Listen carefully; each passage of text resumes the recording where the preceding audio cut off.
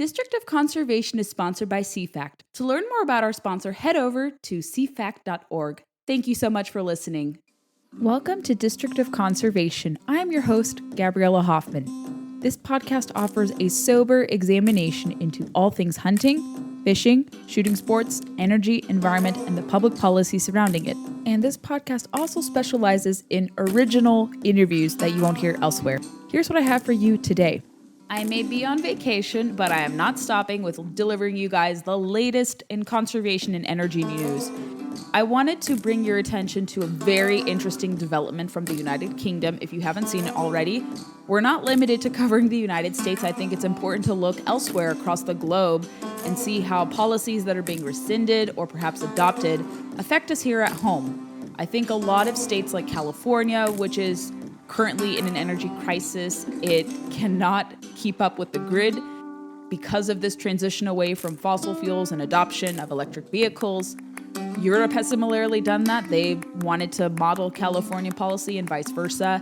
But we're seeing an interesting trend where a major power in Europe, the United Kingdom, is perhaps abandoning net zero policies and encouraging the production of oil and gas domestically again. And that is because of the new prime minister.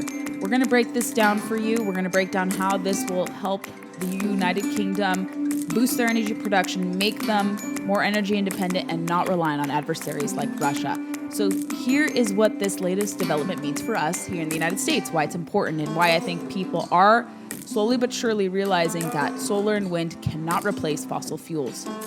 Shortly after new Conservative Party leader turned Prime Minister Liz Truss was sworn into office, it was immediately announced that the United Kingdom, facing a huge energy crisis where residents have been paying an exorbitant amount of money for energy this summer. According to Bloomberg, for instance, bills for certain individuals for homes are going to be over £10,000. I think there is an 80% increase in some estimations. According to NPR, households across the UK are experiencing an 80% jump in energy costs. And I think Prime Minister Truss has realized that the policies of her predecessors, including fellow Conservative Party members, are having ramifications on her citizens. And this is obviously due to the fact that most of Europe is largely dependent on Russia, an adversary that has a monopoly over oil and gas production. And a lot of these countries, the UK included, had adopted net zero policies. They went very bullish on solar and wind, and now they're having regrets about it because it proves to be unsustainable. It's leading to energy instability, energy insecurity, and higher costs, unsurprisingly. And we're starting to see that here in the United States. I think a lot more people are starting to come out of the woodwork and not be afraid to question the so-called sustainability and practicality of solar and wind, which are intermittent. And in many studies and many instances, those so-called alternatives, which a lot of people, especially those on the preservationist left, and even some Republicans, unfortunately, have gone full throttle with that, said that's what we have to do in the future. We have to go full throttle into it now. We have to transition, and we can't prepare for it slowly but surely. We have to be very bullish on it now. We have to go full throttle with it now. But forcing people to transition away from electricity sources and even fuel sources that have made people a lot more prosperous is very foolish. And I think the UK is now realizing that as well. And I think a lot of people in the States are. Now back to why this is important. So like I said, energy costs in the UK have gone up. This new prime minister, Liz Truss, has said on September 8th that I will deal with the energy crisis. Today, I will take action to make sure people are not facing unaffordable energy bills and to secure our future energy supply.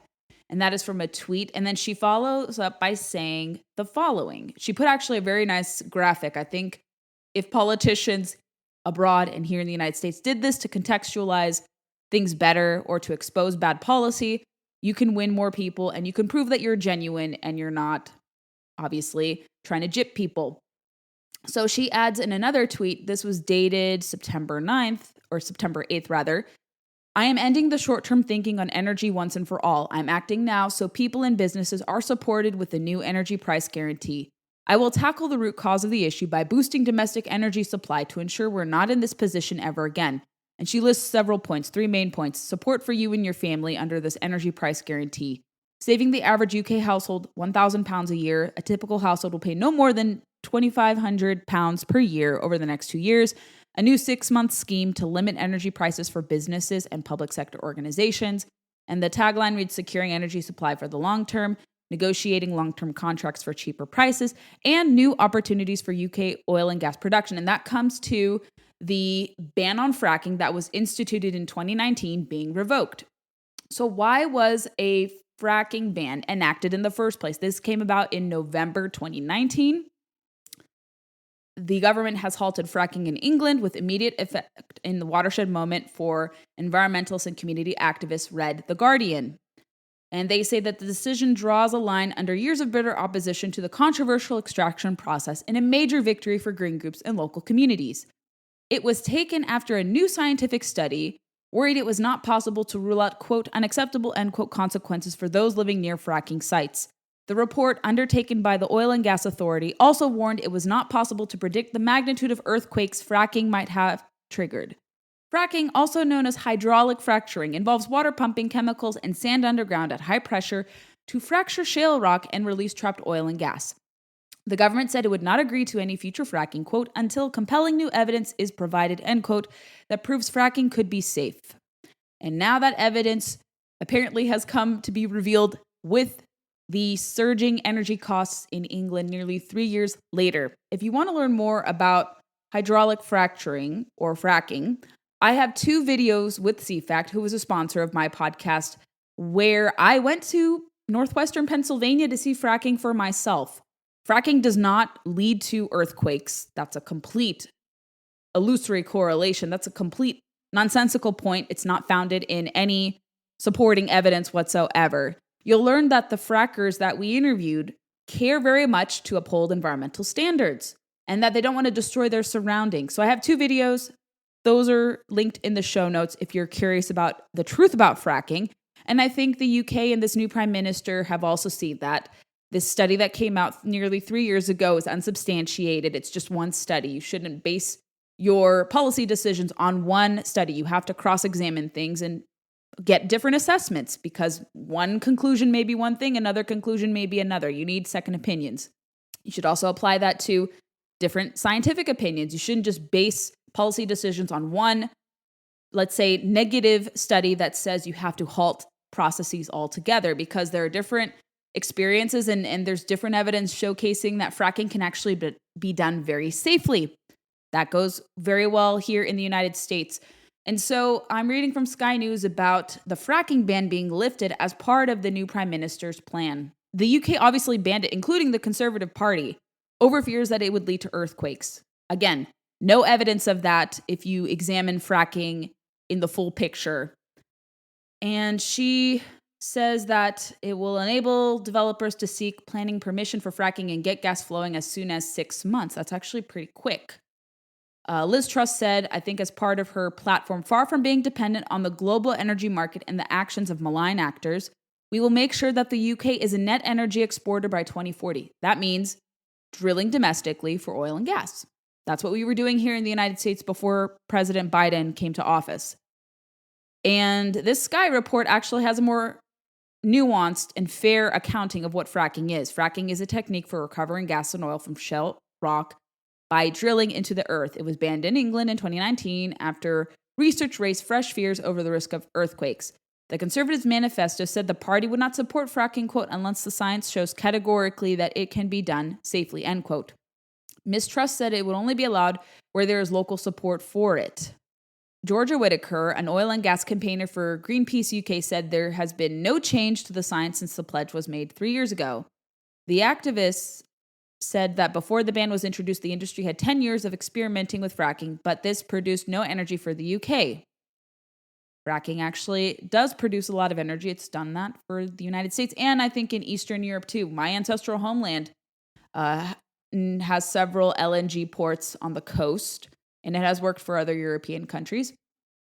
This activist said communities who have had this nonsense afflicted on them in the name of out-of-date ideology will be wondering who their elected representatives are really representing. And so, complete 180 on the fracking ban.